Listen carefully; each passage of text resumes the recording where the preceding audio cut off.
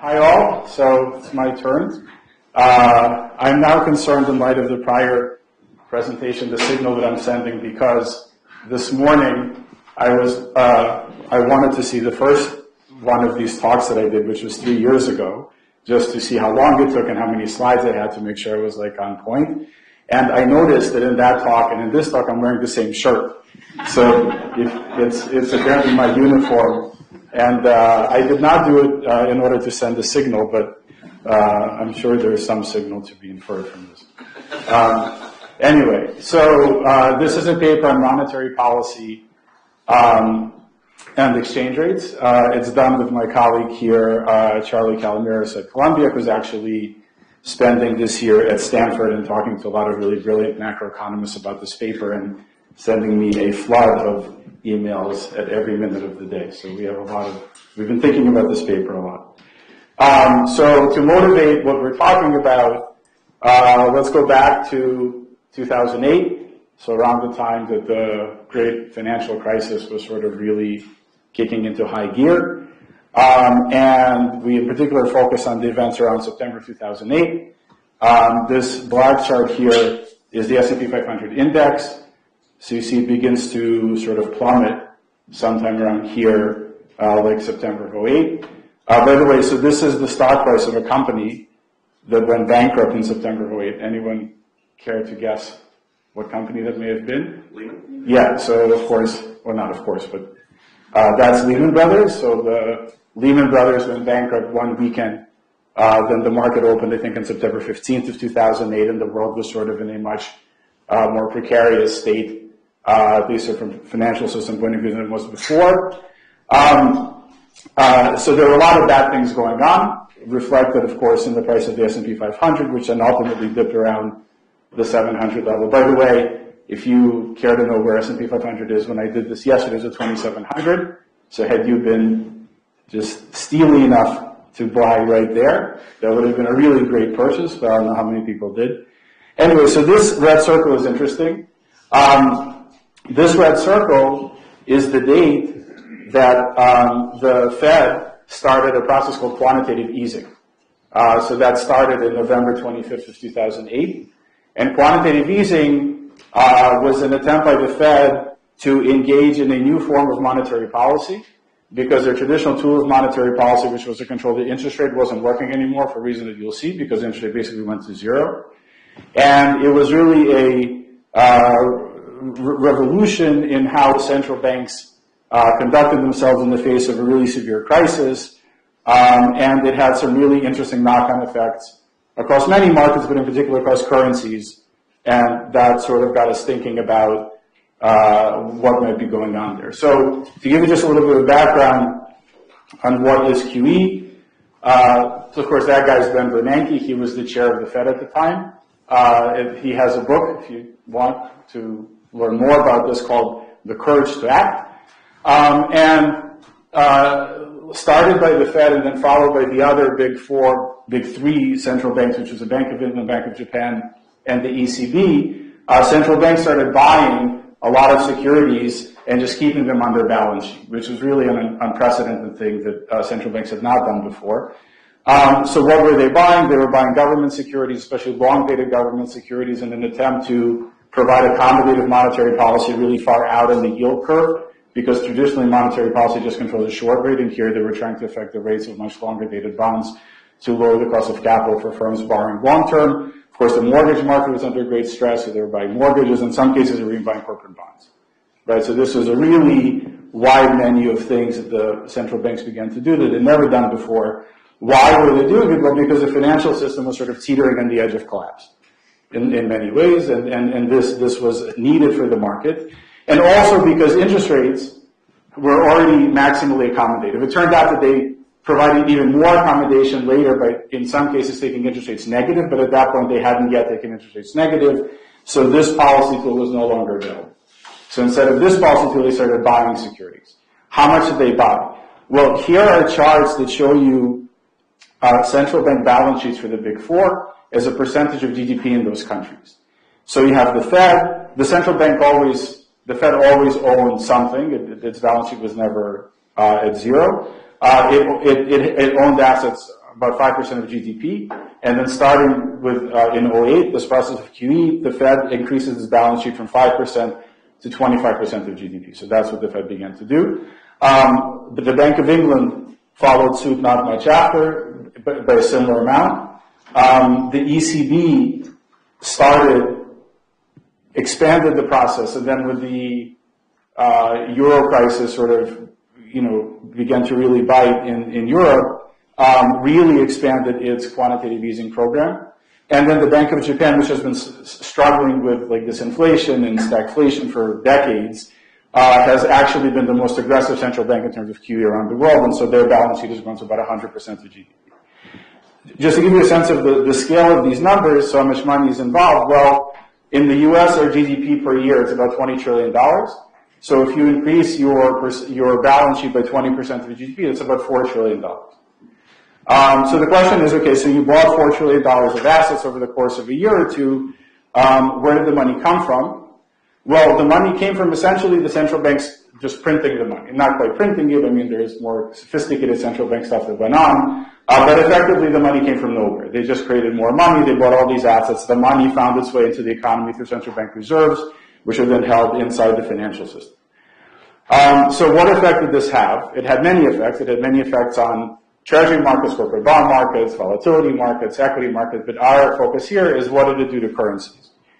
To give you a sense of the kind of thing we're thinking about, here's an article from the Financial Times in March of 2015, which is titled Quantitative Easing and the Decline of the Euro. So clearly the FT at the time was thinking there's some effect, not the FT, but the market was thinking there's some relationship between these quantitative easing programs done by the banks and their local currencies.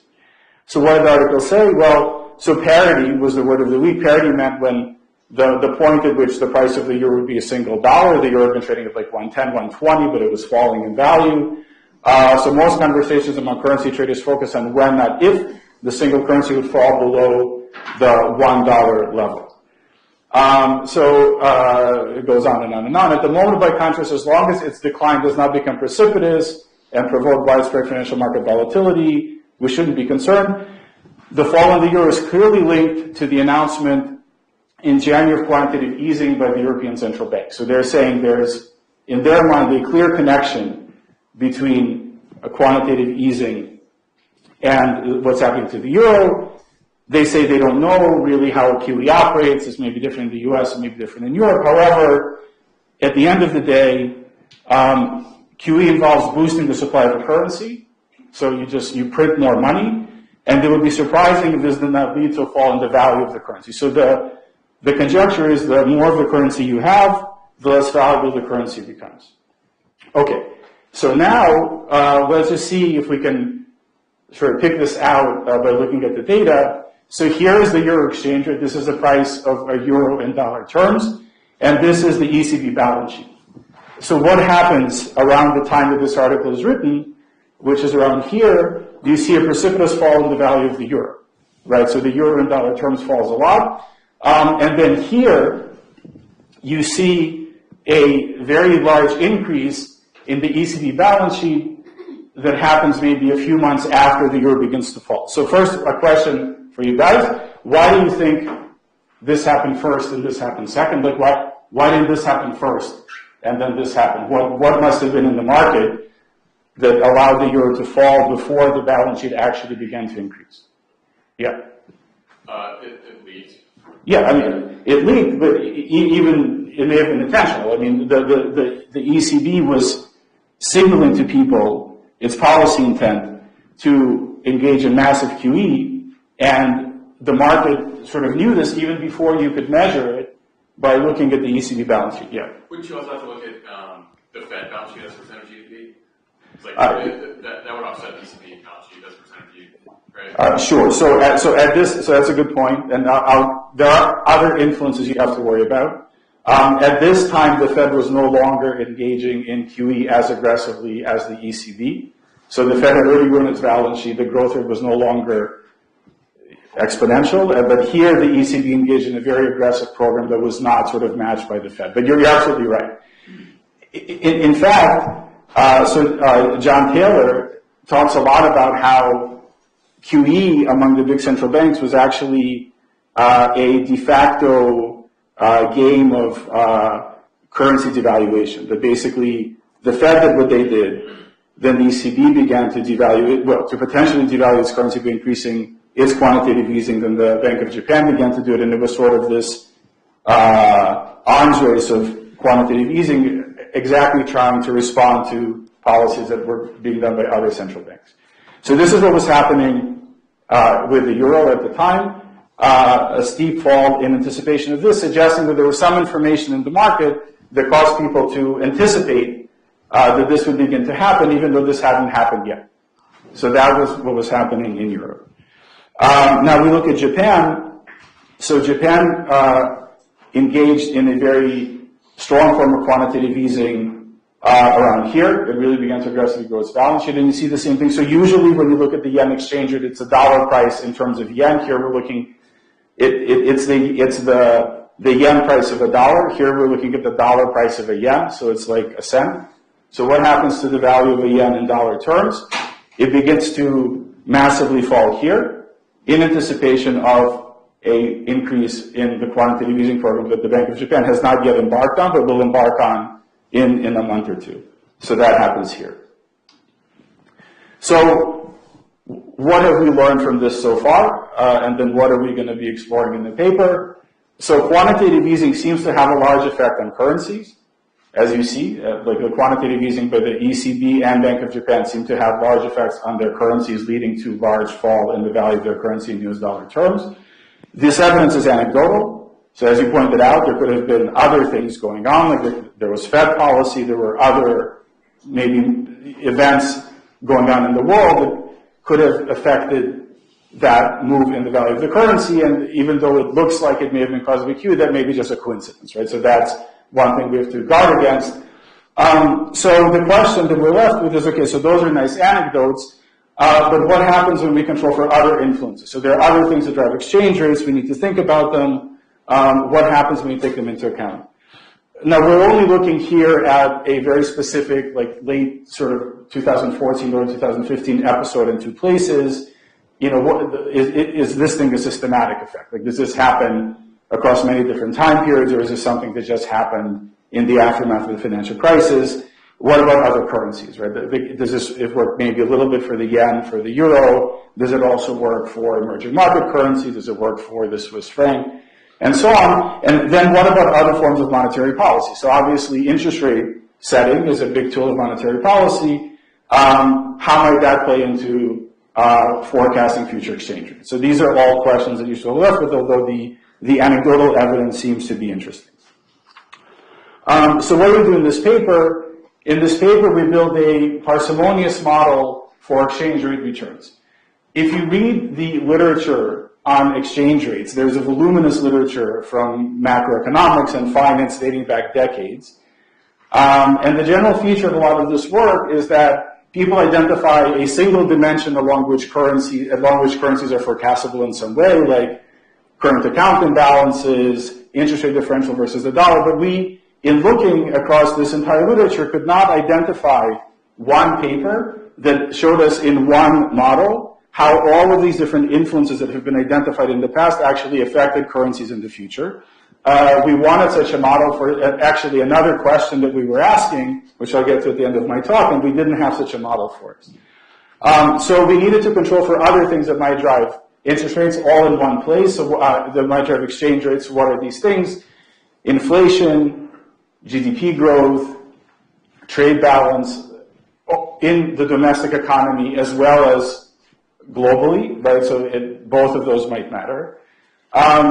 Interest rate differential against the dollar. So one of the big themes in currency trading is this idea of a carry trade, the idea that you borrow money in low interest rate currencies and you buy high yielding currencies, and that trade, while it has risks, has historically done very well as an investment. So we want to control for interest rate differential. But in particular, what we wanted to think about is, can we measure the monetary policy stance of all these different central banks and see what effect that has on the market? And the interesting and difficult thing about that is that markets get information about future central bank policy before it's visible in any of the traditional tools that we might use to measure it. So you don't see it in balance sheets, you don't see it in interest rates, and yet it's out there in the market. So how do we measure this thing that's in the market that we don't really get in any of our traditional macro series? So that was our big challenge.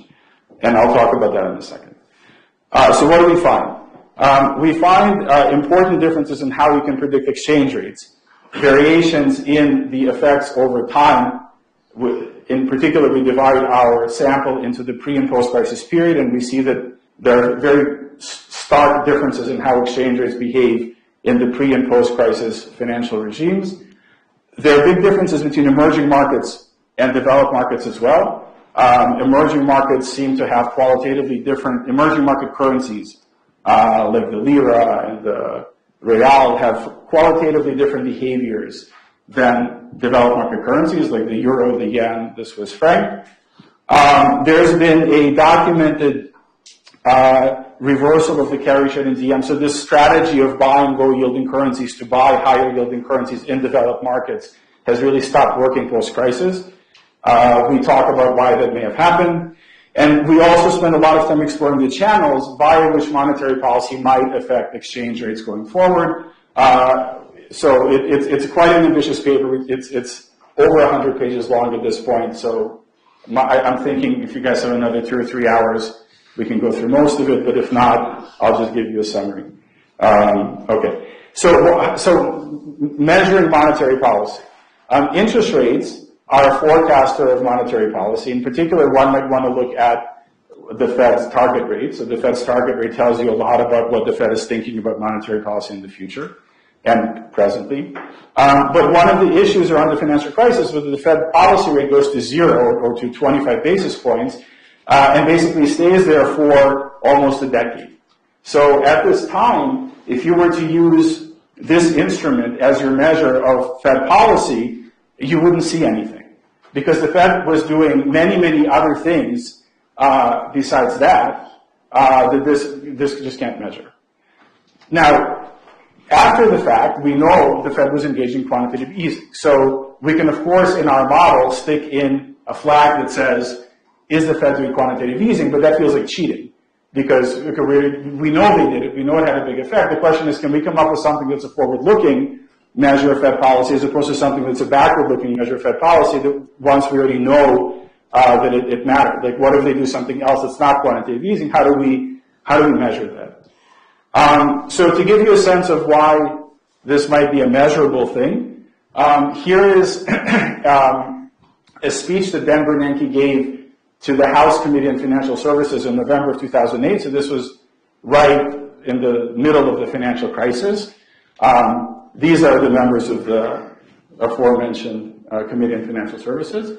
It's a very long speech, so I put it in Word just to see how long would it actually be as a Word document. So it was 3 pages. If you do 1.5 space document with 12-point Times New Roman font, and so it was long. It's not the sort of thing that you would just have heard on your way to work. You had to actually sit down and read the whole thing. And there were many speeches, not just from Bernanke at the time. And this is what he said. So he first talked about TARP. TARP was Troubled Asset Relief Program.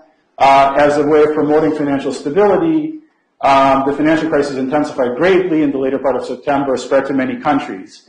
It led to grave concerns about the stability of the global financial system, and failure to prevent an international financial collapse would almost certainly have dire implications for both the U.S. and world economy. So this is what people are thinking about at the time. And then he goes on to say, the primary objective of these and other actions we have taken, so the Fed's doing stuff. It's not doing stuff with with its target rate because that's already set at the lowest level they'll go, but they're doing a lot of things like TARP and other things. So the primary objective of these things is to stabilize credit markets and to improve the access to credit of business and households. There are some signs that credit markets, while still quite strained, are improving. So this is the head of the most important central bank in the world telling Congress about stuff that they're doing that's very kind of soft information. That's not information that economists would typically have access to. So question for you, how would you interpret these? So you saw this. Would you interpret these statements as indicating a hawkish policy stance, so a Fed that is trying to remove accommodation from markets, or a dovish policy stance a Fed that's trying to provide accommodation to markets. Just who thinks this is a hawkish statement? And who thinks this is a dovish statement? Right, okay, so the majority of the room, for those who can't see, said it was a dovish statement. Right, so reading it, that's what it feels like, but how do we figure that out, years after the fact? So you do textual analysis of these speeches. So one of the things that central banks do is they engage in a lot of communication with the public. They give speeches, they publish policy statements. The major central banks are communicating with the public in some way, like on a weekly, if not a daily basis. So the idea is you take that speech, you take all of its language, and you basically apply some tools from natural language processing and machine learning to extract from that language some kind of measure of the dovishness or hawkishness of policy implied by that speech. So we started doing that on our own. I presented this, a predecessor of this paper at a hedge fund, and they told me, you should talk to this company called Prattle, because that what you're saying you want to do, they've already done it. They have a whole product. So we did. We talked to them. They were nice enough to share their data with us. So what do they do? So Prattle is a fintech startup, and they have collected all text communications from 15 of the major central banks around the world and trained the model to see how markets respond to these communications once they're released. Based on market responses to the content of these publications, they've been able to identify certain language patterns that are associated with hawkish policy, so things that might cause rates to go up, cause asset markets to, say, sell off, or things that are associated with dovish policy, which will cause rates to fall or asset markets to rally. So I won't go through all of it, but the idea is we're doing some processing of the text. We're identifying linguistic constructs that are associated with a market reaction that can be identified after the fact as being dovish or hawkish, and we're using some trading window classifying a bunch of text from central banks as being dovish or hawkish, and then we can use that measure on a forward basis to analyze how markets respond to this sort of information. So that's what Prattle does. Prattle assigns a score to each central bank communication that by construction in the training sample has a mean of 0 and a standard deviation of 1. So it means if it's 1 or minus 1, that's a 1 standard deviation move away from the average score of 0, which was made 0 by construction. The way they did it is they want this measure to sort of track interest rates. So when it's low, it means you're dovish, you're accommodative policy. When it's high, interest rates are high, it's hawkish policy, non-accommodative. And this particular speech, one of the things they give you is the score for every single communication that every central bank ever puts out. This speech was assigned minus 0.76. So this is almost just under 1 standard deviation dovish speech by the chair of the Fed. So with this data, we can then go back historically and look at, well, what were the average policy stances among the big 4 central banks, measured both in terms of their interest rates in the local economies, as well as these measures of central bank communication through Prattle using textual analysis. So what you see here are plots for the Fed, the ECB, the Bank of England, and the Bank of Japan. The red line shows you a short-term interest rate in each country, so either a 6 or 12-month rate in those countries. So this gives you a sense of what is the state of monetary policy through the interest rate.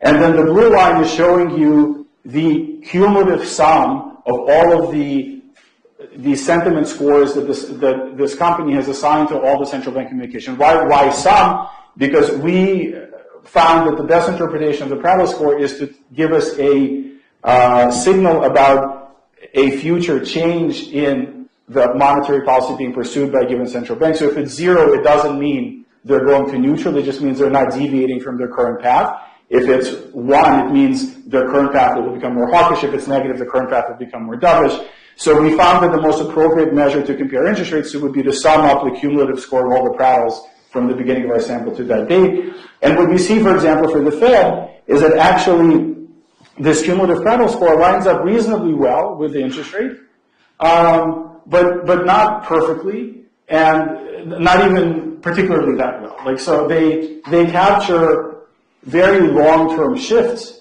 but in the short term, there can be wild fluctuations, for example, of the interest rate around the policy intent that the Fed is actually communicating to people through their conversations. Now, similarly, you might have situations when the interest rate policy is at zero, when the Fed begins to communicate to the market long before the interest rate policy instrument begins to move, that their stance is becoming more hawkish, as happened in the U.S. like around 2014. Before there was a move in interest rate, there was a change in the language the Fed was using to communicate with the market, suggesting that there was going to be more restrictive monetary policy going forward. So a few things to point out about this. Lower means dovish, so the lower the Prattle score, the more dovish. Higher means hawkish. And in terms of a real-time snapshot of what the global central banks are saying, well, as you know, the U.S. has been ahead in the most recent economic cycle of the rest of the world, and the Fed has turned comparatively hawkish relative to the other central banks several years ago, which has caused, by the way, a large appreciation of the U.S. dollar relative to other currencies, if you guys have been following. That's really associated with this increase in hawkishness of the Fed relative to the other central banks. The ECB, because of persistent issues in Europe having to do with Eurozone integration and labor market stagnation, has stayed extraordinarily dovish at the same time that the Fed has been becoming hawkish. The Bank of England became hawkish, but then when Brexit happened, they became dovish again. So basically, they thought that the economy was basically getting out of the recession. They were following the U.S. very closely in terms of monetary policy. Then Brexit hit, which was a huge surprise to the market, and immediately the Bank of England became much more dovish in anticipation of the effects on the economy coming from Brexit. And then the Bank of Japan is, as usual, in its own world and really not that connected to other things. Okay. So what does our model look like? Well, we're going to model currency returns against the U.S. dollar. So our left-hand side variable is how did your currency do against the U.S. dollar? Everything is measured in dollar terms. So they give it like a stock price. So the euro, which is trading at 114 now, should go to 126, which would mean it would appreciate by 10% relative to the dollar, or if it falls to like 104, it would depreciate by 10%. We're trying to forecast what happens to your interest rates return against the U.S. dollar over the next 12 months using a bunch of information from today. Now, this bunch of information, what information are we incorporating into our that X vector? Well, a bunch of market variables like lagged currency returns, currency volatilities, the VIX, which is a measure of implied volatilities in the U.S. market, macro variables, so real exchange rate, inflation, GDP growth, etc. The real exchange rate is basically your exchange rate, but modified by the relative price indices of the foreign versus the domestic economy. It's a measure of purchasing power parity, effectively. And you look at these macro variables both in the local economy and some sort of global measures. And then we have our monetary policy variables. The monetary policy variables we have are interest rate differentials, because we know that your interest rate relative to the dollar will typically have some forecasting power for your currency return versus the dollar, so we control for that. We control for relative interest rates, and we include the Prattle scores.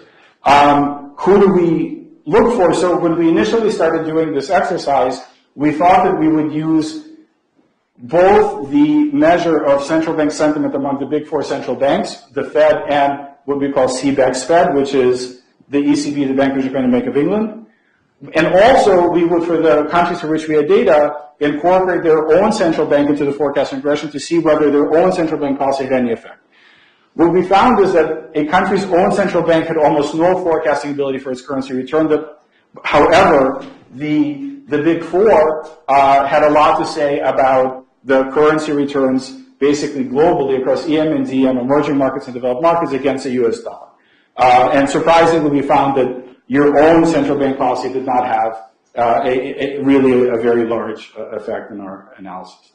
So there are many tables in the paper which I will not bore you with, but let me show you the two main results. So this is a measure of the extent to which central bank policy at the Fed and the big three ex-Fed have on currency returns for developed markets. Developed markets being like the UK, Eurozone, Japan, Switzerland, Sweden, Norway, etc.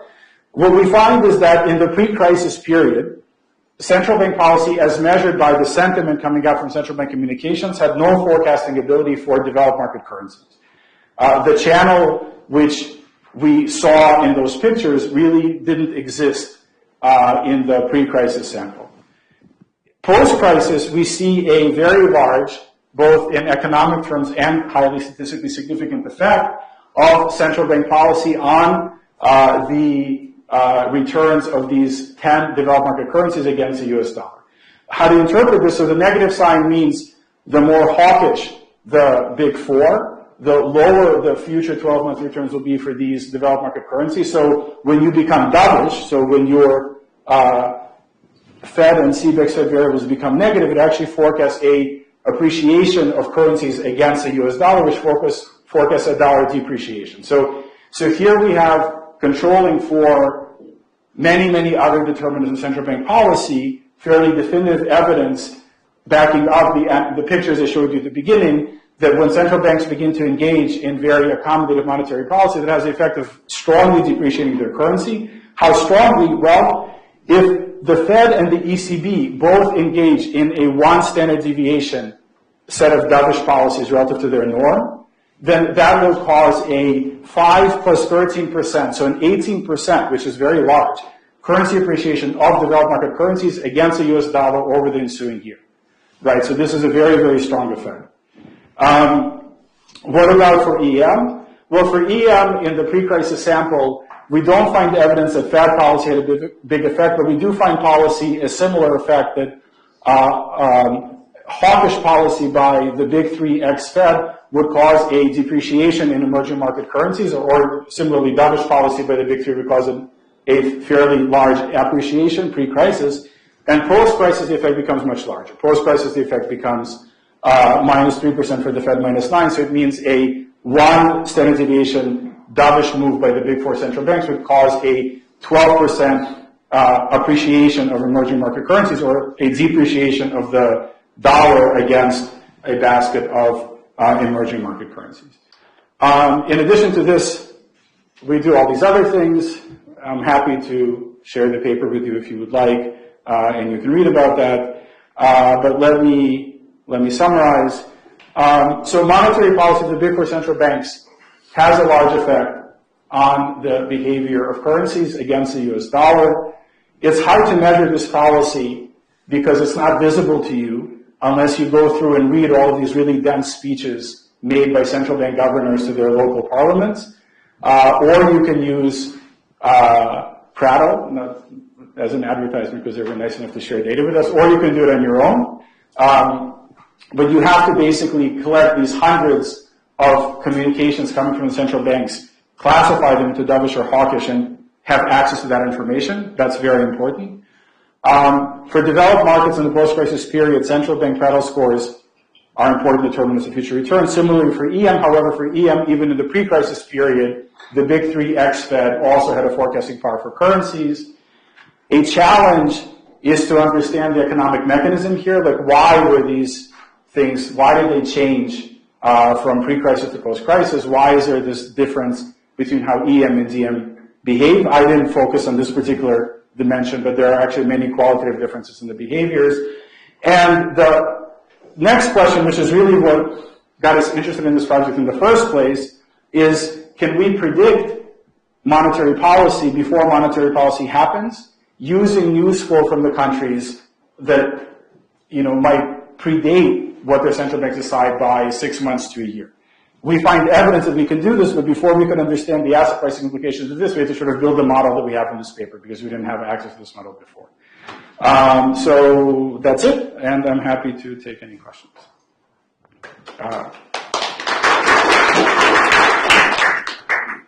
So in this slide where you had a curve of Prattle for 4 major banks. Yeah. This. So the one for Bank of India, the stance is changing and the Prattle scores are changing, but there's no significant change in the interest rate. So isn't Prattle kind of not signaling the correct, isn't it kind of mis-signaling if there is such a word? So, post-financial crisis, central banks engage in many monetary policy activities outside of their interest rate setting. in particular quantitative easing, right? So you can have a bank signaling to the market that they will keep, this process. So the Bank of England could be telling people, look, this is our balance sheet now. We own 25% of our GDP worth of assets.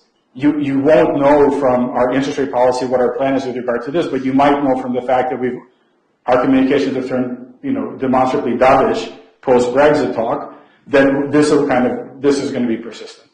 And they talk about, there are other tools of monetary policy as well, besides just that. So that's kind of our point. The point is that you shouldn't think about monetary policy post-financial crisis as being just a level of the short-term interest rate. You should think of it as encompassing a wide set of tools that central banks can bring to bear, and the interest rate sort of doesn't tell you enough about what those tools are. Yeah. Can you speak a bit more to Prattle, like when it was developed, and maybe it's just better at understanding some languages than other languages? So, sure, that's a good point. So Prattle was developed initially and focused largely on communication from the Fed. They trained their initial model using Fed communication from 98 to 2005. And what they did in this time period is they would so admittedly, Prattle is a little bit of a black box, right? Because this is a proprietary algorithm they have. So they told us what it does, but they didn't tell us enough of what it does that we should be able to replicate it. So we only know roughly what it does. But roughly what it does is it takes a communication, it finds what they call language units. What I think they mean by this is they find groupings of words like word pairs or 3 words or 4 words that occur together, and then they look at all the tendencies of these different word phrases to co-occur with each other. And they look for those co-occurrence patterns and how they forecast returns across 4 different markets. So the markets they look at is a short-dated bond, a long-dated bond, the trade-weighted currency, so how it forecasts the dollar, and the domestic equity index. So they get an article for the U.S. They see what was the response across these 4 markets over the next short-term, medium-term, and long-term, so the next day, several weeks, year, and they try to infer from those market responses the sentiment, dovishness or hawkishness of that communication. Now, so this was trained using data from this time period. So if we had found very strong predictability from these Prattle scores to markets in this time period, but not after, that would be sort of an in-sample bias problem because, they trained it here to work. We know it's going to work here. In fact, we find sort of the opposite. We find that it doesn't really work for the developed markets pre-crisis, but it works really, really strongly post-crisis. And the post-crisis period is when the model had already been trained, and they update the model, but not in but in a fairly benign way. So the way they update the model is they train the model to understand how certain language constructs forecast future market outcomes, and they call it dovish or hawkish. They then find new phrases that come into central bank communications that were not in their original data set. So for example, quantitative easing was not something they saw in that training set, but they see that quantitative easing, once it actually comes out, is strongly associated with dovish policy, and so their algorithm then learns over time that quantitative easing is itself a dovish phrase, and it sort of learns that association, though not right away. Now, whether it works equally well for all central banks, there could be a measurement problem. They trained it on some communications that are largely non-English. Some banks don't communicate nearly as much as the Fed. So one of the reasons the own central bank Prattle score did not have a good forecasting ability for your own currency against the dollar may have been because of a measurement issue. So I think that's a valid criticism. The San Francisco Fed has done work with their own measure of Fed policy, and they find that their own measure of Fed policy is highly correlated with the Prattle measure, so that sort of gives us some confidence. We did a lot of work in the paper trying to do sort of robustness checks on how Prattle works, and we generally were relatively happy that it's a decent measure of monetary policy, but that is an issue. And just imagine that some languages like Chinese, it's a whole different character, right? Yeah, so I don't know if they did Chinese. It may be hard. There may be language issues, right? So this whole thing is still an open question, which is sort of what's nice about doing research or working in this area, that it seems like there's a lot of information here, but I don't think we know the right way to extract information. We know it's there. We know we have this is version of model 1.0, and version 3.0 is going to work a lot better probably. But the idea seems to hold sway in the data that there is information content. We should be thinking about it, and the level of interest rates is not telling us enough, and you need to go to the text and actually see what these people are saying. Yeah. So maybe I misunderstood the design, but it's kind of surprising that the magnitude of the T-stat and the coefficient estimate are higher for the CBX Fed. Given that we know the Fed is the leader among central banks, and there's a lot of assets denominated in dollars. So intuitively, you think that the Fed would be, if this were something that central banks were to drive, currency returns, that the Fed would be the stronger direction. Yeah. So I think so. The question is, you would think the Fed, being the most important central bank, would have the biggest effect, and so why doesn't it? So we thought a lot about that. We think there are channels of monetary policy, like for example, tightening by other central banks might actually push people into dollars to satisfy demand for safe haven currency. So there's probably substitutability between the hard currencies. So that's one channel. The other thing we did in the paper is we actually disaggregated this big 3x Fed measure. So we have another set of regressions that looks at the Fed and the three central banks separately.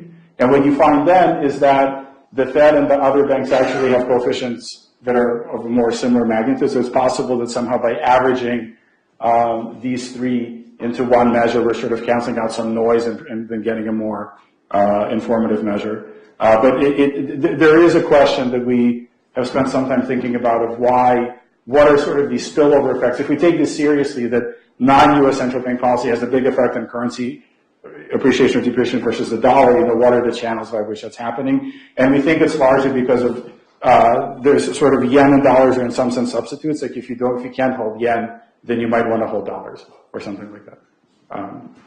Yeah. Yes.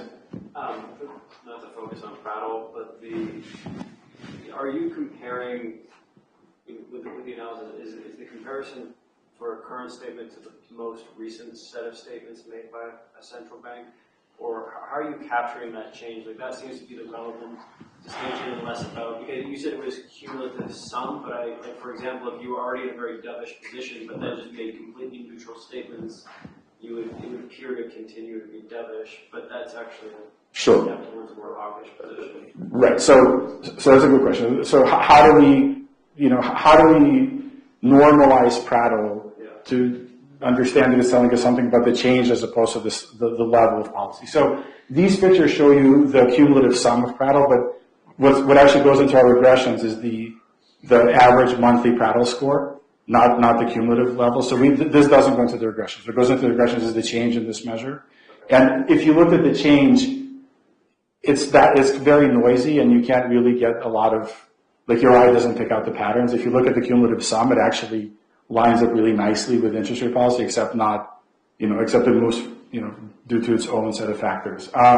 The company itself has done various normalizations, like looking at Prattle versus the average Prattle for a given governor. So you take a given speaker, and then rather than looking at their Prattle score, you look at their Prattle score relative to their average Prattle score.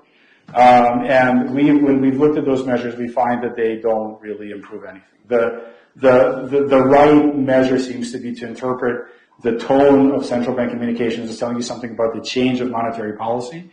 And so if you have a measure of tone, then that's the thing that's forecasting. And we other things we've tried of normalizing it in various ways, it seems to degrade the signal, if anything. Yeah. So this sentiment measure wasn't statistically significant before the crisis, but it is now, right? Yes. And how do you explain this? Is it technology, and now these features are being absorbed by the market much faster, or how do you? That's a good question. So I think our regressions that show that before the crisis it didn't matter contain a lot of interest rate information. So we think when monetary policy is in a more normal stance, the interest rate itself is very informative. And we think the interest rate may even, the Prattle, the interest rate may be telling you similar things. Post-crisis, especially in the era of quantitative easing, the interest rate doesn't tell you all the information you need to know. Like there's a lot of things, they're like large first order things happening outside of the level of the interest rate. And so in that market environment, you see this thing begin to work. That's our interpretation, that basically we're in a new regime. Now, when the world goes back to, rates globally being at 5% again, where all economic fluctuations are quickly reflected in those short-term rates, you can look at interest rates, you can look at term structures, you can look at interest differentials, all of them become very informative. But, I don't think we're getting there anytime soon. I mean, we still have trillions of dollars of like negative nominal yielding debt in the world. Like boons, I think 10-year boons yield like 0.4% or something. So, or even like the interest differential between treasuries and boons is like at an all-time high. So we might be stuck in this kind of regime for many, many years. And in this regime that we're in now, where QE has such a prominent role in the economy, these sort of measures become really important. Yeah. Yes? Just follow up on that last question. Would you say post-crisis, policy has been more accommodative?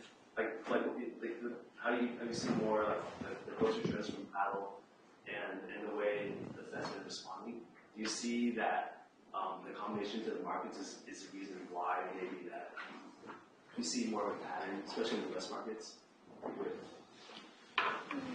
So are you asking what is the current stance of global central banks with regard to these measures? Or how you're saying how after post-crisis we see more of a pattern? Is that because the central banks are becoming more accommodative towards the markets? Because right. So there is some evidence of that actually. So what in results I'm not showing here, we've analyzed the feedback of changes in implied volatilities like the VIX to central bank Prattle scores.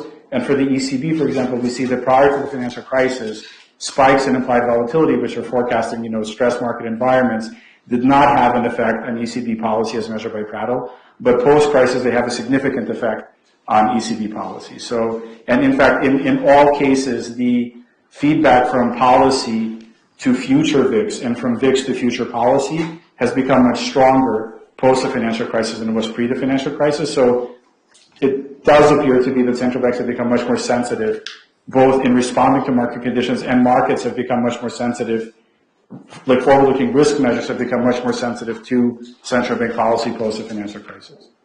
Yeah, so that's in the data for sure. All right, guys, nothing else. Thank you.